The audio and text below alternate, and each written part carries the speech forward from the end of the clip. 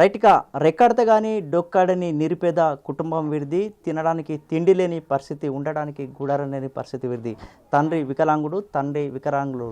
వీరికి ఇద్దరు కుమారులు కూడా పుట్టిన నుంచి కూడా అంగవైకల్యంతో బాధపడుతున్నారు. ఒకసారి వాళ్ళ పరిస్థితి ఏ విధంగా ఉంది, వాళ్ళ దీనగాథ ఏ విధంగా ఉంది ఒకసారి మీకు ఎక్స్ప్లెయిన్ చేసే ప్రయత్నం చేస్తా. సో ఇద్దరు కుమారులు కూడా పుట్టుకతోనే అంగవైకల్యంతో బాధపడుతున్నారు.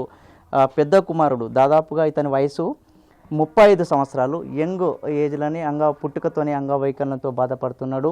ఇతను నడవలేడు, మాట్లాడలేడు, ఇక్కడ నుంచి బయటకు వెళ్ళలేని పరిస్థితి.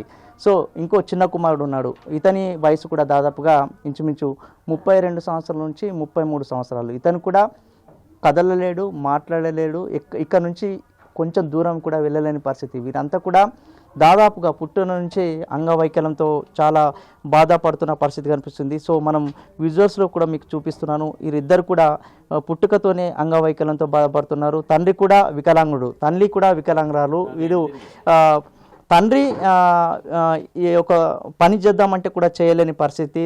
తల్లి కూడా వికలాంగురాలు కూడా. వీళ్ళిద్దరు కూడా కూలీనాలి పనిచేస్తేనే వీళ్ళ కుటుంబము జీవనాధారం దానిపైన ఆధారపడింది. భిక్షాటన ఇస్తూ కూడా ఇద్దరు కుమారులను పోషించే పరిస్థితి మనకు కనిపిస్తుంది.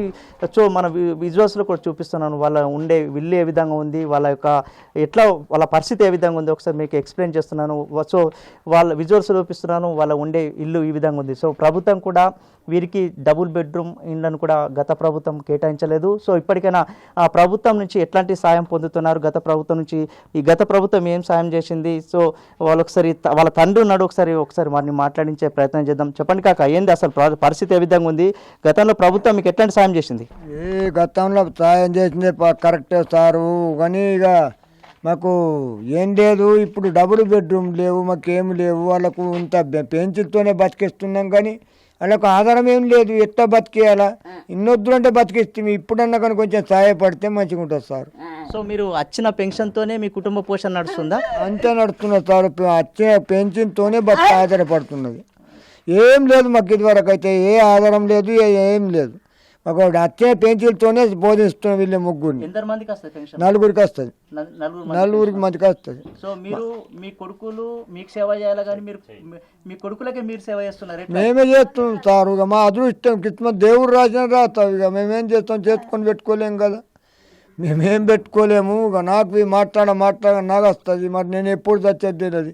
అలా కిన్నొద్దులు చేసిన, కానీ ఇప్పుడు చస్తానో బతాను నాకు తెలియదు. మాట్లాడ చేతులకి నాకు వస్తుంది. ఏమైనా సాయం చేస్తే మాకు అంతే సార్. ఏం సాయం కావాలి? ఏ సాయం అన్నా కానీ వాళ్ళకు బతికిన నొద్దులు ఏదైనా సాయం చేస్తే రేవంత్ రెడ్డి అంతే సార్. సో స్థానికులు కూడా ఒకసారి మనతో ఉన్నారు, ఒకసారి మాట్లాడించే ప్రయత్నం చేద్దాం. చెప్పండి అన్న, ఏంది ఇలా పరిస్థితి ఏ విధంగా ఉంది, ఏం కావాలనుకుంటున్నాం ప్రభుత్వం నుంచి? నమస్కారం, నేను ఆంజనేయులు, మాది ధర్మూర గ్రామమే. వీళ్ళు మా ధర్మూర గ్రామానికి చెందిన కూతడి గంగారాం, అదేవిధంగా కూతడి లక్ష్మి వాళ్ళ పిల్లలు కూతడి శ్రీనివాస్, వారి పేరు కూడా కూతడి గంగారాం. వాళ్ళకు చిన్నప్పటి నుంచి పోలియో రావడం ద్వారా 2 కాళ్ళు కూడా పనిచేయి, అదేవిధంగా మాట రాదు. వాళ్ళ పరిస్థితి చాలా ఘోరంగా ఉన్నది. వారికి ఇప్పుడు ఒకళ్ళకు 35, ఒకళ్ళకు 33 సంవత్సరాల వరకు ఉంటాయి.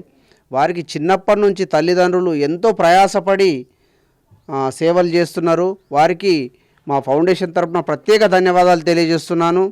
వీరిని ప్రభుత్వము ప్రత్యేకంగా గుర్తించి వీరికి ఒక 2 ఎకరాల భూమి, డబుల్ బెడ్రూమ్ శాంక్షన్ చేయాలని నేను ప్రభుత్వాన్ని విన్నవించుకుంటున్నాను. వీళ్లకు వికలాంగ తత్వమే కాదు, మాటలు రాకపోవడం ఒకటైతే, అనారోగ్యం వల్ల వాళ్ళకు తరచూ ఫిట్స్ వస్తూ ఉంటాయి. ఫిట్స్ వచ్చినప్పుడు వాళ్ళు ఏం చేస్తారో, ఎట్లా ఉంటారో, చనిపోయే పరిస్థితి కూడా వాళ్ళకు ఉన్నది. కాబట్టి దయచేసి గత ప్రభుత్వం కావచ్చు, స్వచ్ఛంద సేవా సంస్థలు కావచ్చు, ఏమైనా వీళ్ళకి ఏమైనా ఆర్థిక పరంగా ఏమైనా హెల్ప్ చేసినాయా?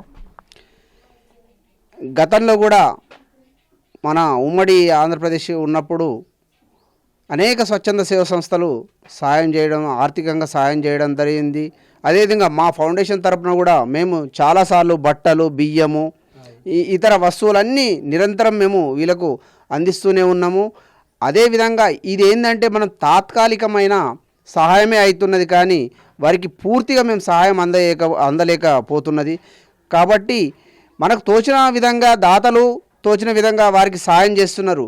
కానీ వారికి ఒక స్థిరత్వంగా అంటే ఒక 2 ఎకరాల భూమి, ఒక డబుల్ బెడ్రూమ్ ఇల్లు కేటాయిస్తే వీళ్ళు కూడా ఇప్పుడు వాళ్ళ తల్లిదండ్రులు కూడా సేవ చేసే వాళ్ళు వృద్ధాప్యంలో ఉన్నారు. వారి ఆరోగ్యం కూడా బాగా ఉండదు.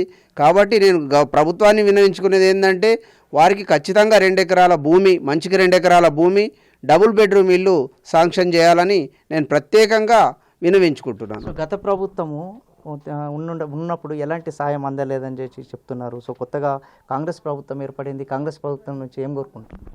అదే ఇప్పుడు కాంగ్రెస్ ప్రభుత్వం చాలా మంచి పనులే చేస్తున్నది. గత ప్రభుత్వంలో కూడా వీరికి పెన్షను దాదాపు 4 కూడా పెన్షన్ వస్తుంది. ఆ పెన్షన్ ద్వారానే వీళ్ళ జీవనం. కానీ అది సరిపోతలేదు వీళ్ళకు. ఎందుకంటే ఇప్పుడు ఖర్చులు అనేకమైనవి కదా. వీళ్ళకు రోజు స్నానం చేయించాలంటేనే ప్రతిదీ కడిగేయాలి. మలమూత్రాలు వాళ్ళే తండ్రే శుభ్రం చేయాలి. కాబట్టి వీరికి గత ప్రభుత్వం పెన్షన్ పెట్టింది. ఇప్పుడు కూడా పెన్షన్ నిరంతరం వస్తున్నది.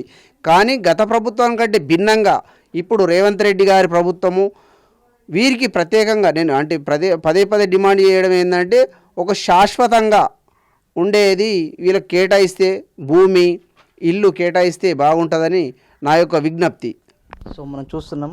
సో ఏదైతే గత ప్రభుత్వము వీరికి డబుల్ బెడ్రూమ్ ఇండ్ల సాయం కూడా చేయలేదు, కొత్తగా ఏర్పడినటువంటి కాంగ్రెస్ ప్రభుత్వం వీరిపైన ప్రత్యేక దృష్టి పెట్టి వీరికి డబుల్ బెడ్రూమ్ కావచ్చు, 2 ఎకరాల భూమిని కేటాయించాలని చెప్పేసి స్థానికులు చెప్తున్న నేపథ్యం అయితే కనిపిస్తుంది.